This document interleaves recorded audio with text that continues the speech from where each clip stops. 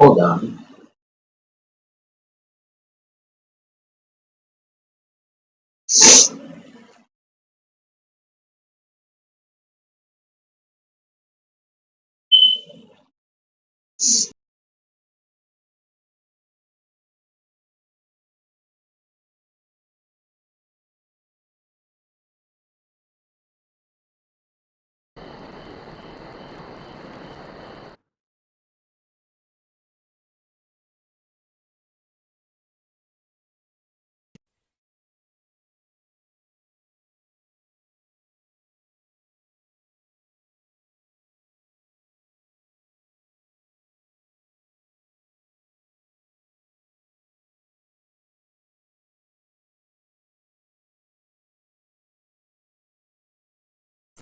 Mic check 1 2 1 2. Work check 1 2 1 2.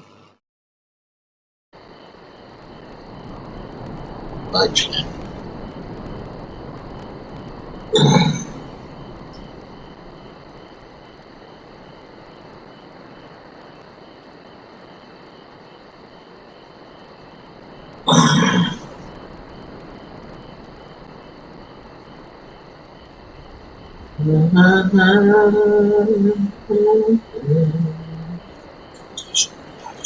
Use and waste management. In the most detailed meta-analysis of life cycle assessments to date, beef emissions stand out at the top. On average, a kilogram of beef emits 71 kilograms of CO2 equivalents. Lamb is also high at 40 kilograms. Pork emits 12 and poultry 10 kilograms. At the bottom we have lots of plant-based foods. Potatoes, for example, emit around 150 times less than beef. The most important aspect of food isn't weight though, it's nutrient density. A kilogram of beef will keep you alive much longer than a kilogram of potatoes. So how does the ranking change if we compare emissions per calorie or protein? Not much.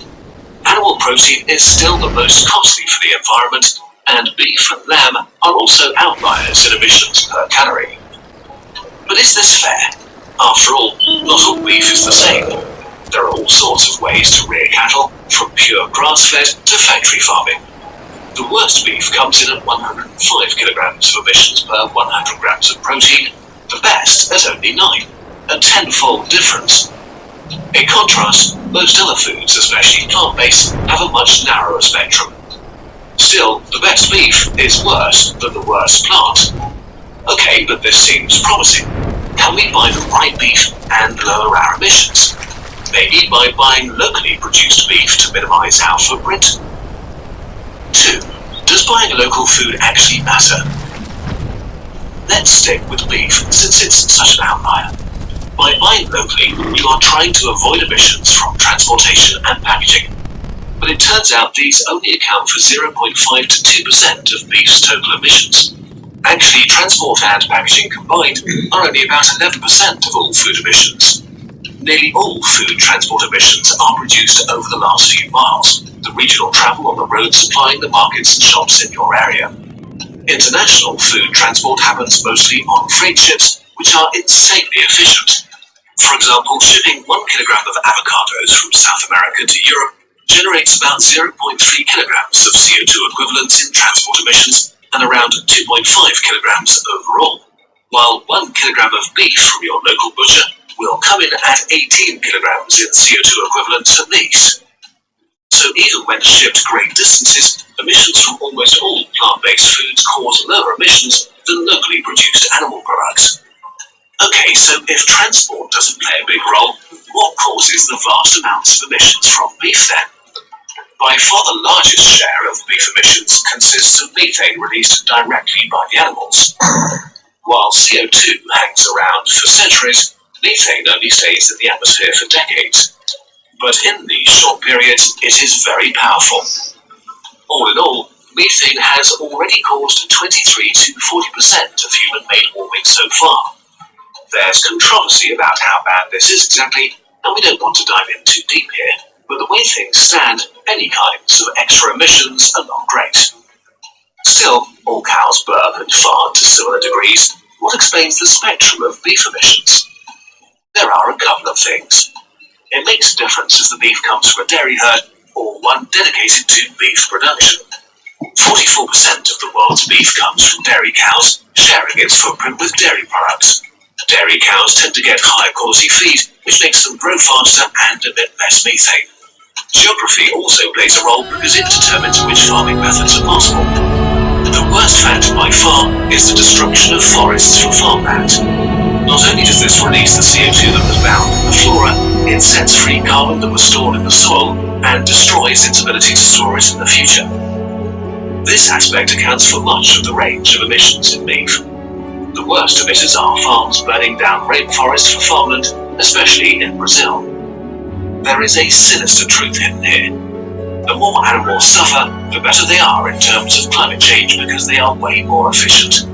They use less land and their food is brought right to them, and so they grow faster and don't expend energy on things like did I just screw myself over? Cattle in a factory farm that never get to roam Restarting the pastures game because the can sound sometimes was be off. less destructive for the climate than cattle grazing peacefully on a formerly lush piece of rainforest. But isn't it a bit out of touch with reality to demonize cows so much? Some of the land these animals are grazing on isn't suitable for crops anyway. By grazing on pastures, they can turn things we can't digest into food.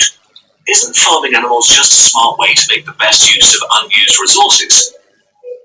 3. Don't cows mainly use land that we can't use for agriculture or other things? About half of the world's ice and desert-free land is used for agriculture, an area the size of the entire Americas plus China.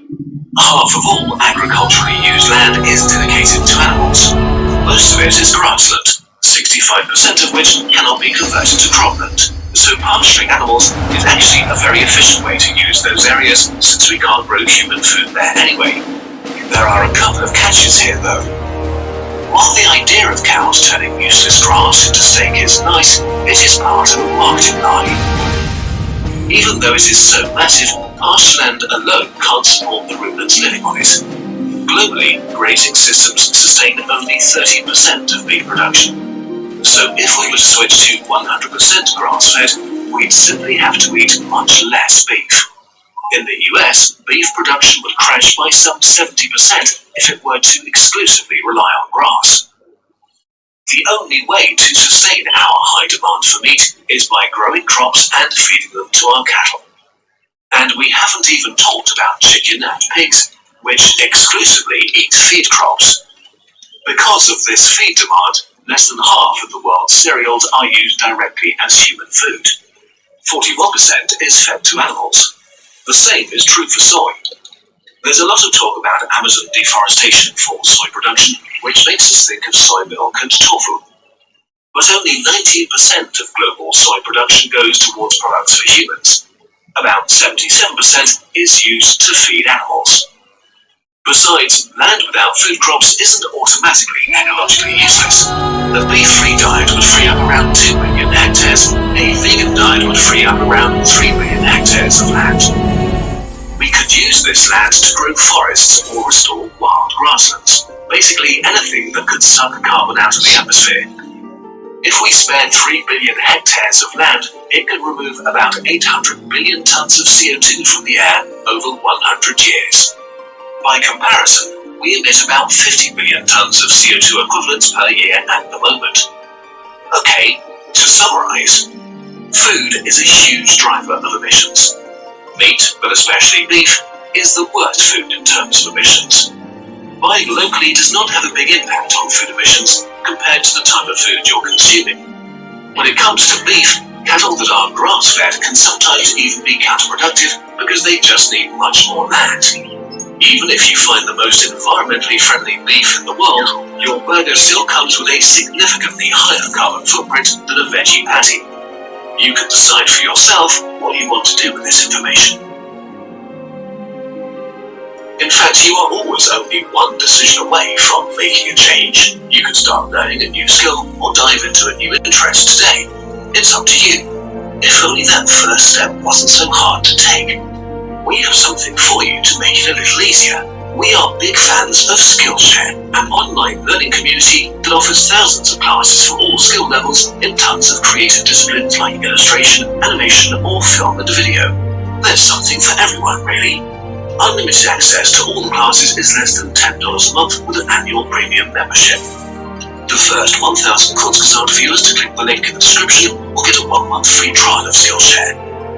Since we started working with Skillshare, you, our viewers, have taken over 100,000 hours of classes, including our own free Skillshare classes on how we make our animations.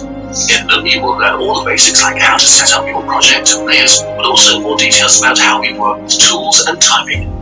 You'll get to recreate typical Kurzgesagt scenes with our very own illustrations and get a sneak peek into the work process of our animators. If you've always been curious about animation, give it a try. But anything that makes you feel excited and sparks new ideas is a great first step. If you want to get creative with new skills and support Kurzgesagt, give it a go. Hey, there are still a few extra shiny calendars left. This year they feature lots of forgotten dinosaurs and other creatures, so grab one of the last copies and make a loved one or yourself happy. Thanks so much for your support.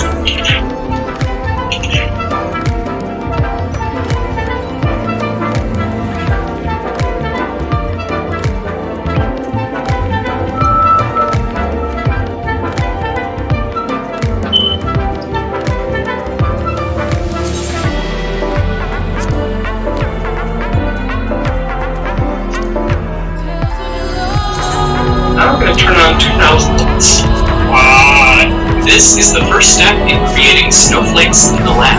This is totally wild. What? Crazy, huh? The tips of those cables are like 100 nanometers. That is so wild. Dr. Ken Liebert is the snowflake guy. I'm the snowflake consultant.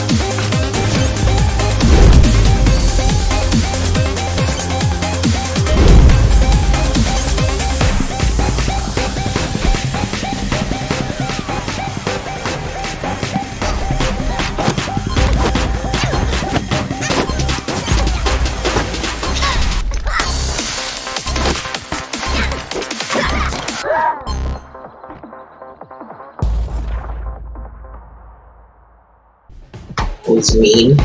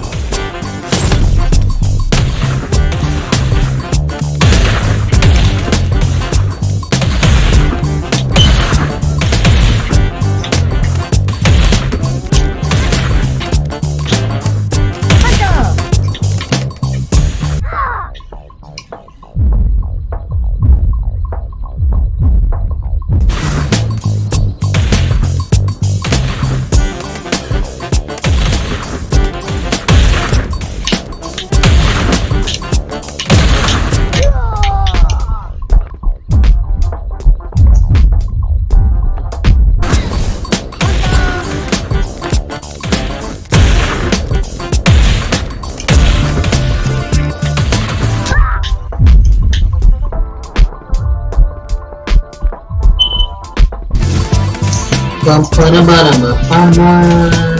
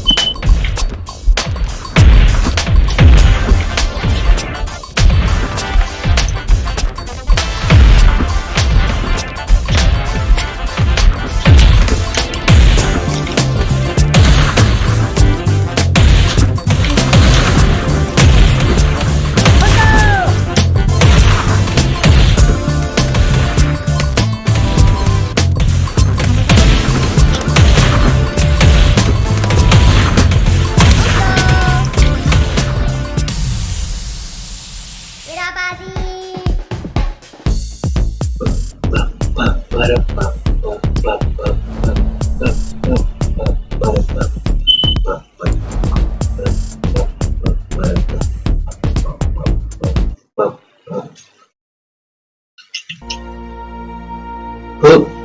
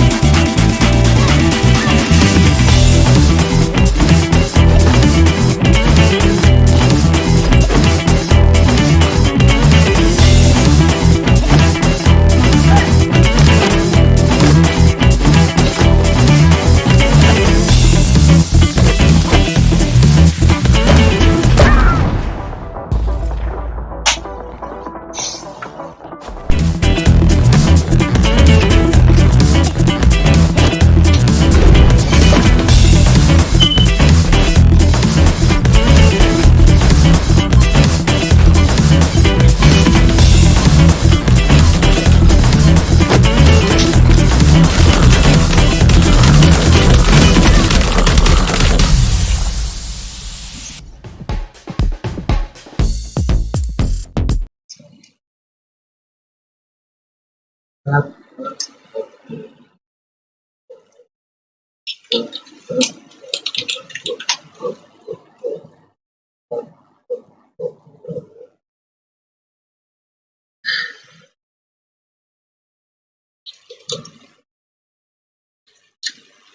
was logged in and everything, but because I had to eat, took off my speaker, I messed my stuff up.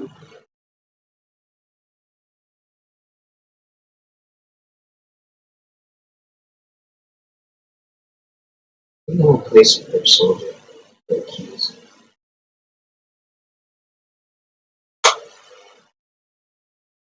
They got my blind comes looks like yeah.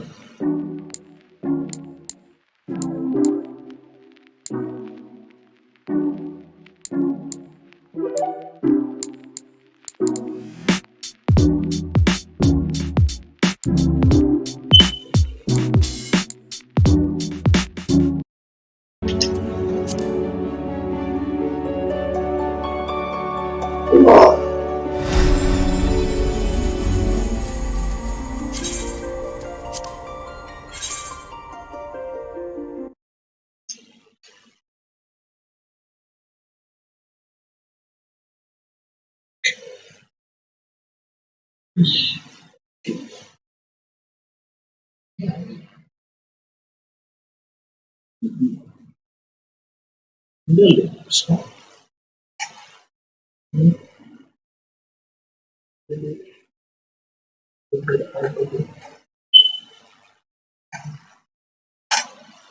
love.